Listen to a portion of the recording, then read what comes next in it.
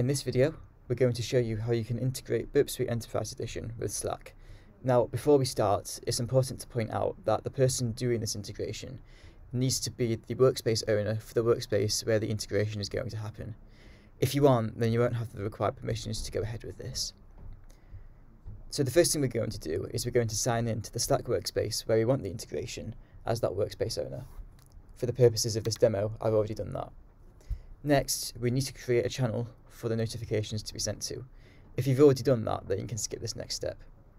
To do that, we're going to click Add Channels, create a new channel, and then give that channel a name. I'm just going to call it Enterprise Notifications. For the purposes of the demo, I'll make it public, and then I'll skip this step. Once we have the channel created, the next thing we need to do is create an application within the Slack administration page, and that's what Burp will communicate with in order to send the notifications to your Slack channel. To do that, you'll need to navigate to api.slack.com/apps. Once you're on this page, you can create an app from scratch and then give that application a name. So I'm just going to name that something like Enterprise Notifications Bot. But as the interface says, you can change this later. This name is the name that will show in Slack when it sends a notification, but like I say, you can change this later. Then I'm going to pick the workspace which I want to integrate the bot with, and then I'll click Create App. Once the app's been created, we'll need to give it some certain permissions so that it can actually send the notifications to the Slack channel. To do that, we're going to go to Features, OAuth and Permissions, and under Scopes, Bot Token Scopes, we're going to add a few OAuth scopes. Those scopes are Channels Read, Groups Read, IM Read, MPIM Read, Chat Write, and Users Read. These are the 6 permissions that you'll need to grant this application so that it can actually do its job. You can see a description for what the permissions are. They aren't anything nasty, they don't do anything that you wouldn't expect them to, but unfortunately, if you aren't happy with the permissions that you need to grant, then you won't be able to carry out this integration. Once you've assigned the permissions, the next thing that you can do is customize how the messages will show within the Slack interface.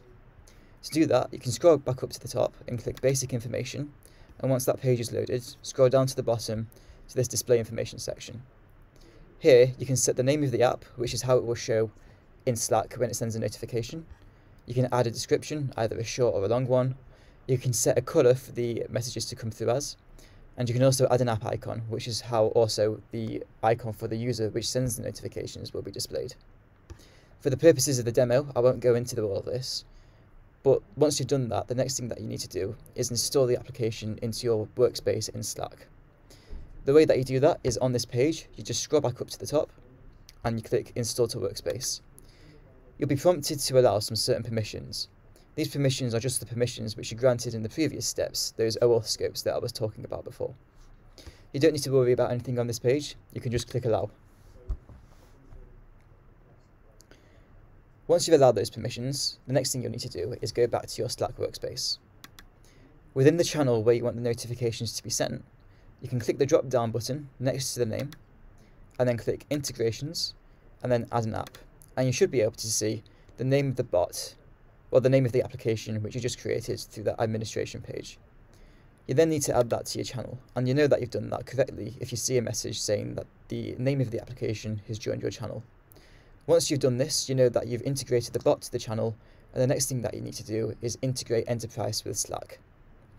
To do that, you need to go to your Enterprise console, click the cog icon, and then Integrations.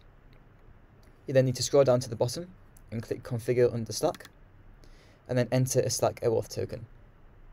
To get that token, you'll need to go back to that administration page we were on before, and under the application which we just made, if you go back down to OAuth and Permissions, you'll then need to copy the bot user OAuth token that it generates for you. Once you've done that, if you paste that token into the Enterprise console and then click Connect, Enterprise will connect to Slack for you, and once you're on this page, you know that the integration has worked correctly. The next thing you'll need to do is tell Enterprise which channels it can send messages to. If you have multiple different sites and you want your notifications for different sites to be sent to specific channels, you'll need to enable all of the channels where you want the messages to be sent to. I only created the one channel, so I'm going to enable that. Once we've done that, we then need to set the site so that any notifications relating to scan progress for it get sent to those Slack channels. To do that, navigate to the site within the Enterprise console. Under Details, click Edit, and then scroll down to the bottom. In the Notifications section, under Send Scan Notifications to Slack, click the name of the channel where you want the notifications to be sent to, and click Save. At this point, the integration is complete, but for the purposes of the demo, I'll show you what that looks like during a scan. So I'll kick off a scan now, and we'll be able to see the messages that are shown in Slack as the scan progresses. So now the scan is completed, we can look at the Slack interface to see what messages have been sent. And you can see that we've received messages for when the scan started, for when the scan completed, and under the reply for when the scan completed, you'll see a summary report, which mentions the number of issues found, some statistics about the scan, and a direct link to that scan within the Enterprise console. And that is how you integrate Slack with Burp Suite Enterprise.